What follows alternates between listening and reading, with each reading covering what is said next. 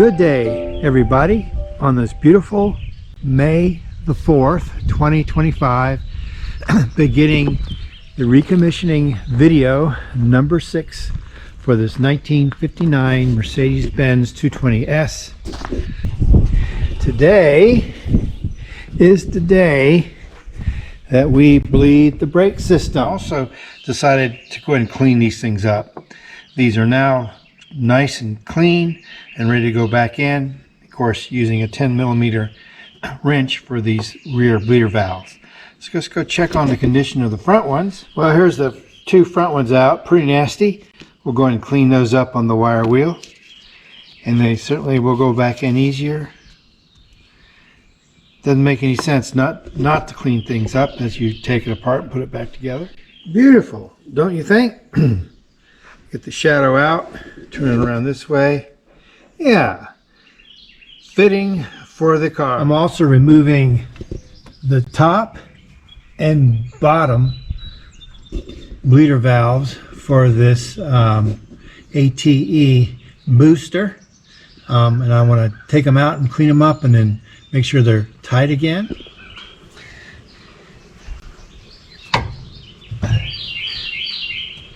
All right, that one came off, which is loose, which is nice. It really gets gunky down in there, so that's why I want to take these things off and clean them up and put them back on. And we'll be bleeding this booster as well. It's all part of the process, but get all these things off. Here's this one. Ooh, yeah, see the rust? My goodness. All right, and then take this one off up here too.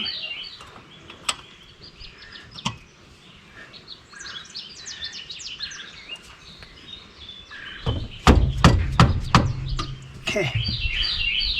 Broke that loose. See if it comes off with my fingers. Yes, it is. Very good. Before I mix them up, I'm going to check the size and make sure that they're the same. And they are. Okay, let's take them over to the bench and clean them up. Just like they were new. Again, fit for the car. Now we're ready to fill up the brake fluid reservoir with brake fluid, but I'm going to be using a device to do so. To begin the brake bleeding process, I've got this reservoir up here by Billet Tools, which goes down into the brake master cylinder reservoir, and this turns, fill this up with fluid, and this valve here turns the flow off and on from here down to here, and it's turned off right now. When I turn it on, there's a float valve in here that detects when this fluid is up this high right here, and it automatically shuts it off. So as I remove fluid from here, it drains from this reservoir down to my master brake cylinder reservoir, and then this will keep me from having to check this so often. But I'll still check this because you can see it's full right here, right up to there, and this reservoir is full to here. So I've adjusted this rod inward so it's just touching the piston inside the master cylinder. And I move this in. I have to move the lock.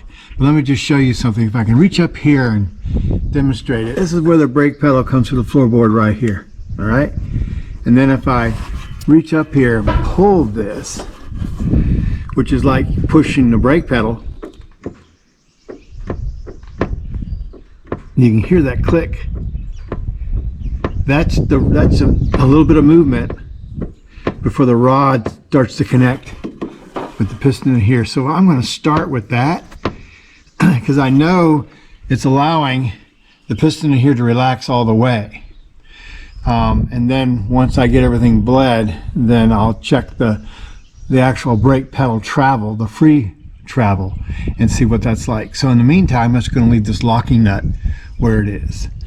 So let's turn our attention to the right rear brake.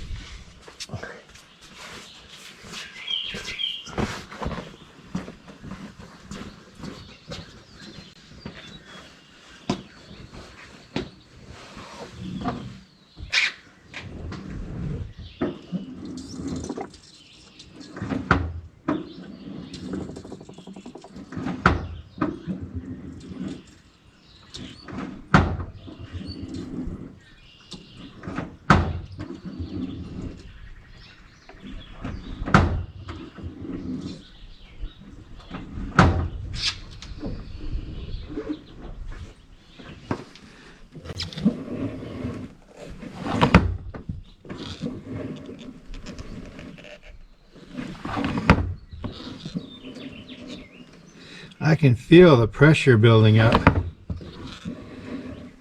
I'm not having to go all the way to the floor again.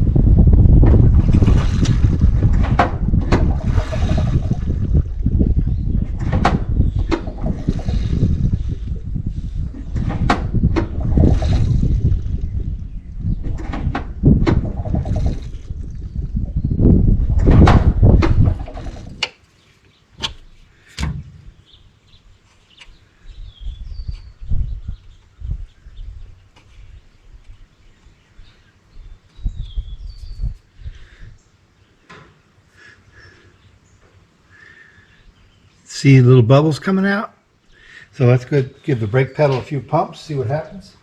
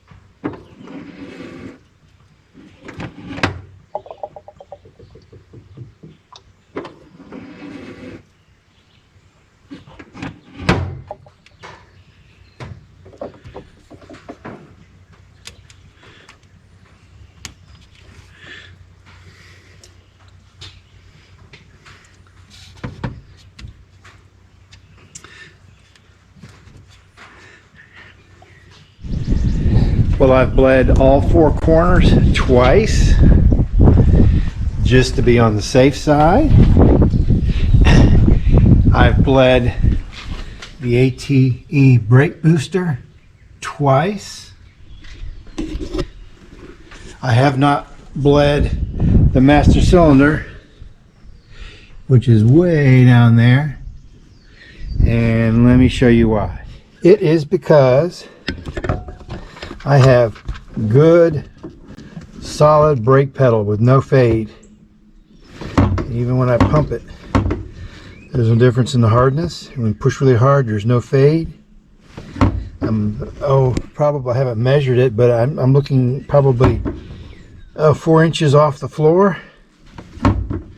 So I think the brakes are good to go. Of course, the road test will be the real challenge, but that's not for now. That will be included later.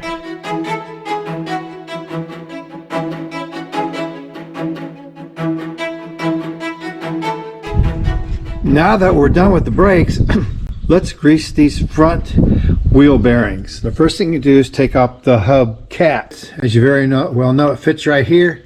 Take a screwdriver, drag, and just kind of drive it off gently with a hammer.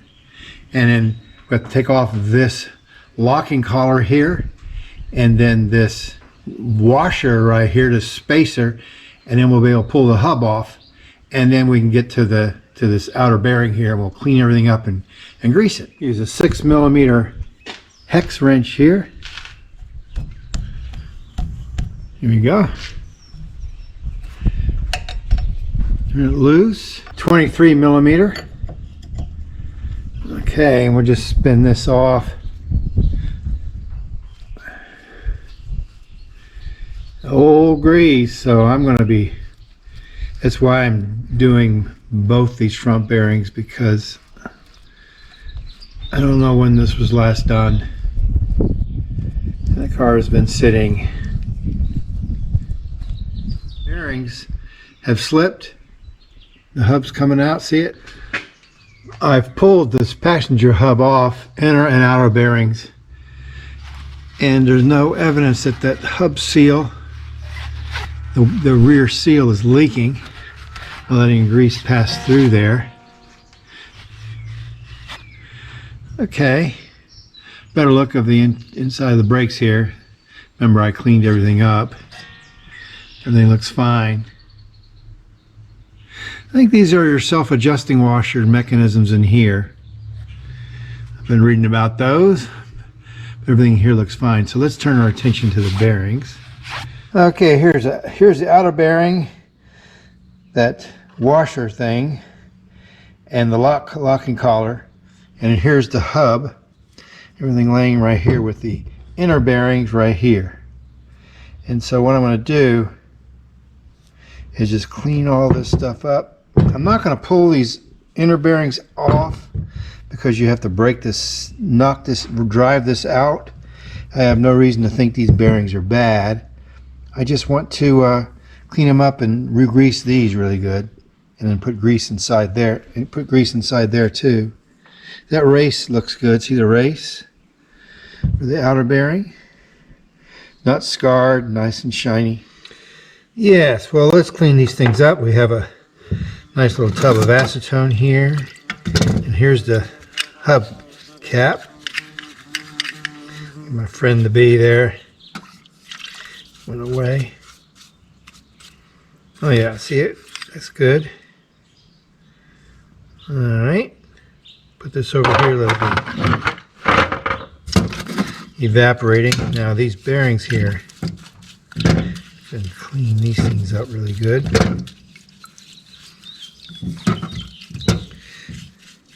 Acetone seems to be universal cleaner.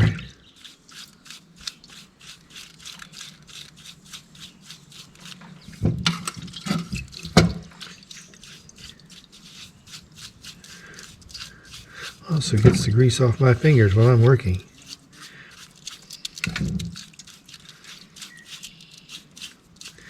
As a preliminary brushing, just let this thing soak. Okay, get this spacing washer. I know this is what you do your torque on, your load. And I'll show you what I've read about how to do this on the front wheels.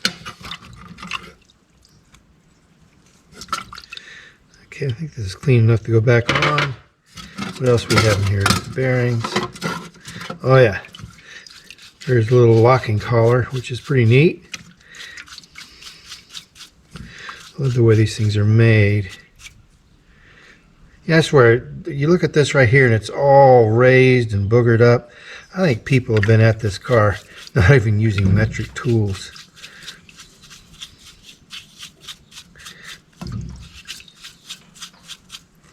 But it's cleaning up good.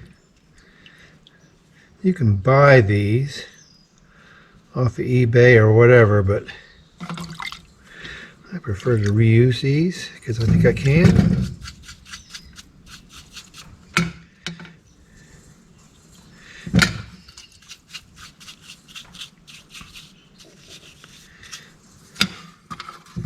All right, see how this is recessed?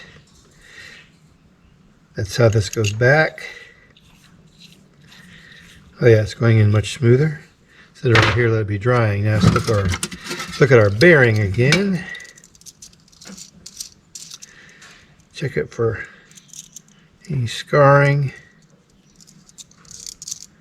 No gritty feel.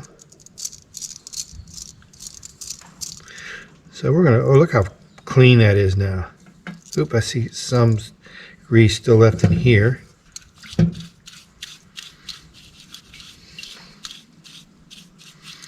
You know, let's let this thing be soaking while I fill up our bearing greasing tool, which I found to be quite a useful tool to have. And let this thing soak in there some more. I keep my bearing greasing tool sealed up in this bag here to keep all the grit and dirt out of it. Just open it up and load it with grease. It may have enough already, but we'll check. And we're going to be using this Timken brand. This tool is called a hand packer, made in USA. Fits down in here. And pull that out. And we'll look at this plunger. What you do is you pull this plunger out here, and you can fit your bearing on that. And you push it down, and the grease comes up through the top here and through holes down there to work its way inside the bearing. I'll show you how that works. Looks like it has plenty of grease in there. I'm not going to have to repack it. Repack the tool anyways. Let's go ahead and get things set up.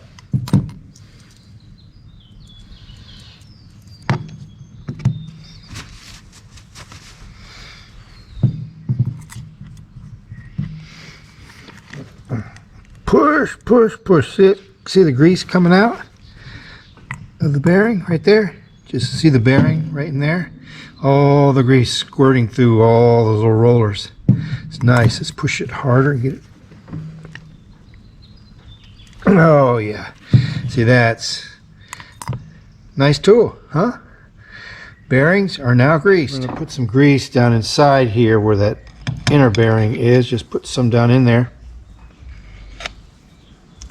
And all inside where it rides on an axle stub. Put some on the axle stub too before we put this thing back on.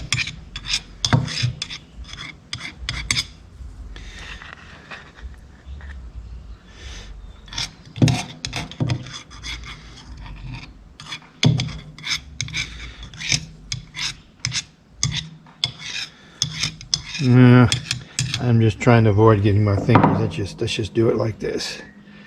They say a good baker, good cook likes to use her fingers. So here we go. I'm not a good cook. Okay. All right.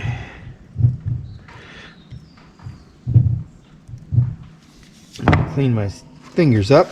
Can't okay, now here it goes on the hub.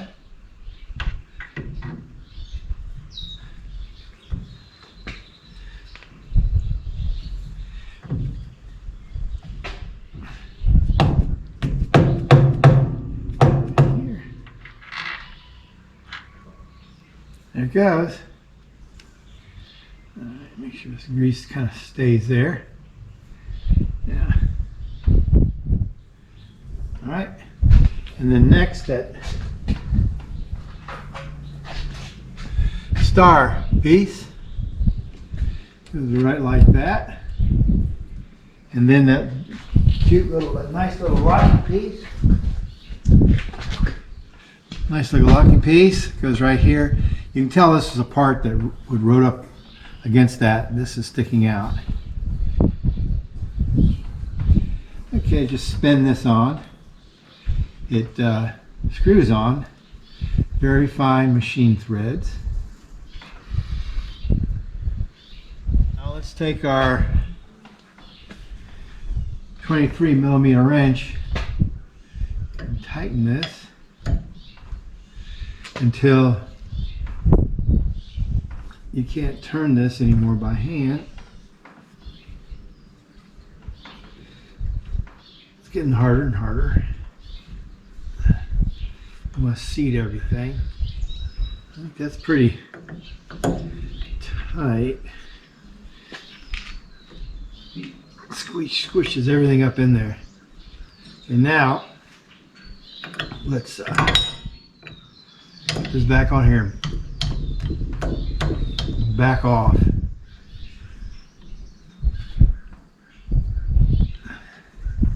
Until we can spin this thing. There we go.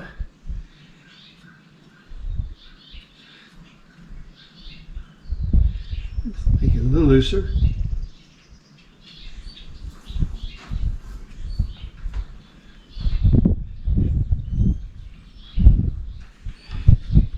A little more. There. A little more.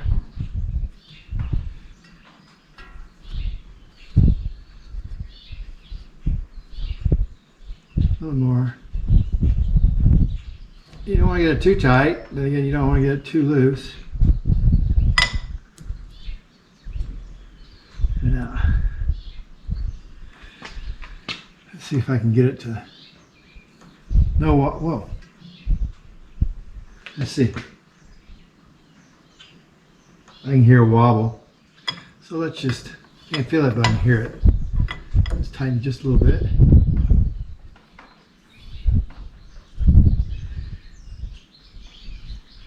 You know, I think I'll recheck this when I put the wheels on with the tires, because you can feel the wobble better. Gives you more out here to move it. But for now, I think that feels pretty good. Okay, and then I just have to tighten that right there. A little tightening collar.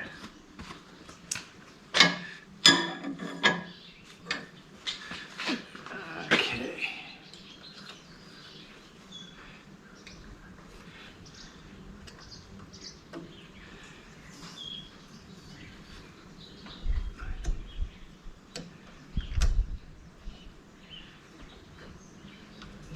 I mean, this is just keeps it from accidentally backing off.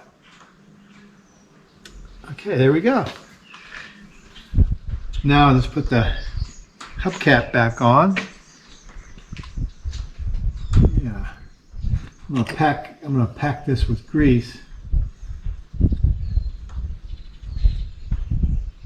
Let's go ahead and do that. I'm gonna pack this hubcap with grease and then just put it back on. And then we're done with this wheel, and the other side is the same way.